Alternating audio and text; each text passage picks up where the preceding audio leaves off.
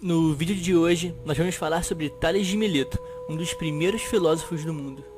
Sabemos que Tales nasceu e viveu em Mileto, que hoje se localiza na costa da atual Turquia. Sabemos também que ele nasceu por volta de 624 a.C. e que faleceu aproximadamente em 548 a.C., mas ainda assim muito pouco se sabe sobre ele. Nenhum de seus textos sobreviveu, se é que ele deixou algum. No entanto, existem referências dele em filósofos como Aristóteles e Diógenes Laércio. Em uma visita ao Egito, Tales teria aprendido a geometria, além de ter sido professor na escola de Mileto.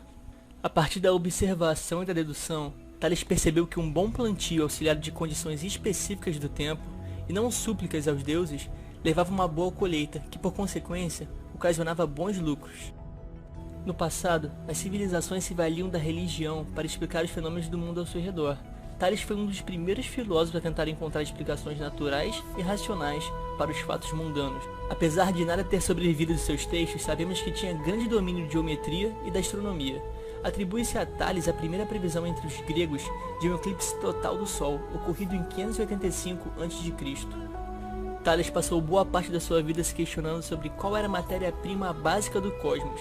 Ele se baseava no monismo, a teoria de que tudo no universo poderia ser reduzido e era originário de uma única substância primordial. Tales foi o primeiro a propor isso dentro da filosofia ocidental e ponderou que essa matéria deveria responder os seguintes aspectos. Deveria ser algo a partir do qual tudo pudesse ser formado. Deveria ser algo que fosse essencial à vida. E deveria ser capaz de movimento e, portanto, passível de mudança. A partir desses conceitos, Tales concluiu que tudo no universo era composto de água. Ele disse que toda matéria, independente da sua forma, deve ter sido água em algum estágio da sua formação. Ele constatou que a água é necessária para sustentar todas as formas de vida, e que ela se move e se modifica, assumindo diversas formas.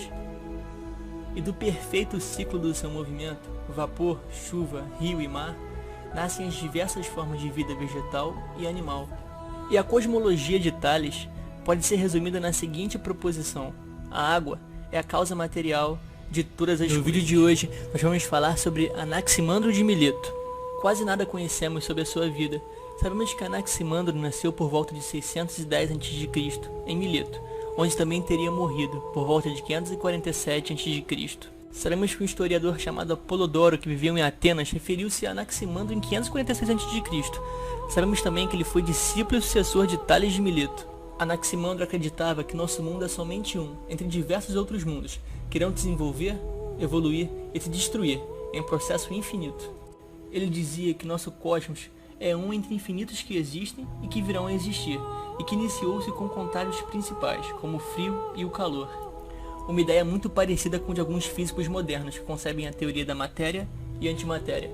Anaximandro estudou e escreveu sobre geografia, astronomia, matemática, política, mas um dos seus principais escritos, intitulado de Sobre a Natureza, se perdeu e não chegou até nós. Anaximandro é considerado o fundador da astronomia na Grécia, pois iniciou os trabalhos a fim de medir a distância entre as estrelas e o tamanho das mesmas. Ao que parece, ele também iniciou o uso do relógio solar na Grécia, e desenhou um mapa do mundo, que ficou muito conhecido na época. Mas para ele, a água não era o princípio de todas as coisas, como defendia Tales, mas tudo começava com o que ele chamava de apeiron, que é o infinito na qualidade e na quantidade. Para Anaximandro, o apeiron não surgiu de nada, mas existe e não tem fim, e justamente por ser infinito em extensão e profundidade, pode gerar todas as coisas. E que a imortalidade do apeiron não é somente algo que não tem fim, mas também algo que não tem começo. Neste ponto, Anaximandro tenta destruir as bases das crenças nos deuses gregos, pois além de propor uma nova ideia da criação humana, ao contrário do apeiron, os deuses não tinham fim, mas tinham começo. Eles nascem em um determinado tempo. Anaximandro, no entanto, não acreditava em nenhum deus. Para ele, as sequências naturais de criação, desenvolvimento e destruição eram fenômenos naturais que aconteciam quando a matéria abandonava e se separava do apeiron.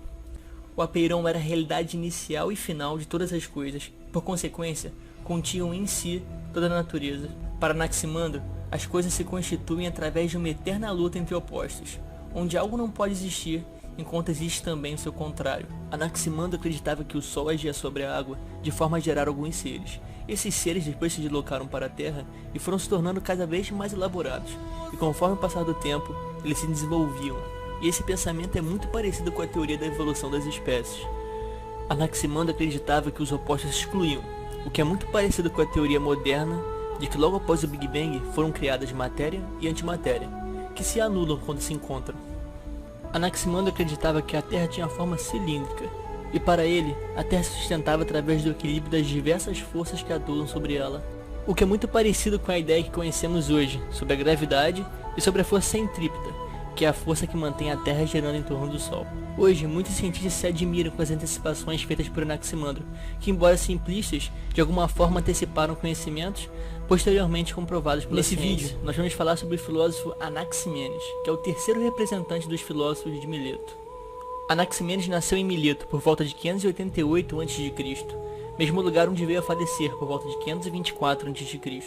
Foi amigo e seguidor de Anaximandro e conhecia bem as teorias desse filósofo, bem como as de Tales, que acreditava que a água era o princípio de todas as coisas. Assim como Tales, Anaximenes também acreditava que uma só é a substância originária de todas as coisas. Ele diz que tal substância é ilimitada, porém não indefinida, como dizia Anaximandro.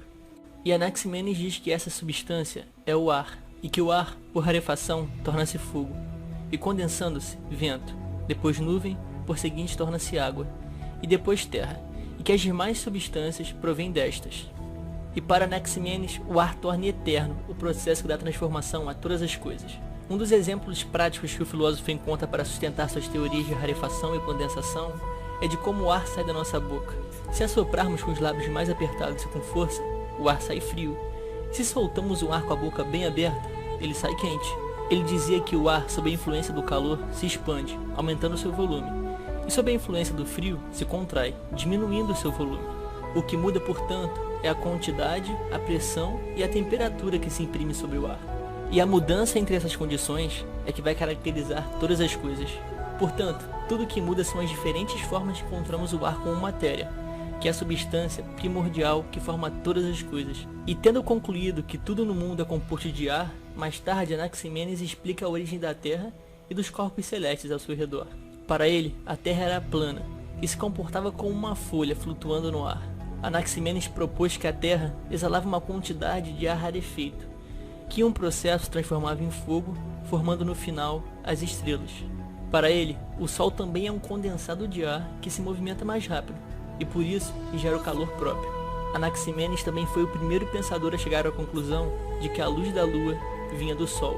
E para ele, a Lua também é considerada plana, flutuando em fluxos de ar, e que os astros não se movimentam por debaixo da Terra, mas sim ao redor dela. E quando se ocultavam abaixo do horizonte, na verdade, eram obscurecidos por partes mais elevadas da Terra. E para Anaximenes, o ar nos mantém juntos, de forma que o sopro, bem como o ar, abraça o mundo inteiro.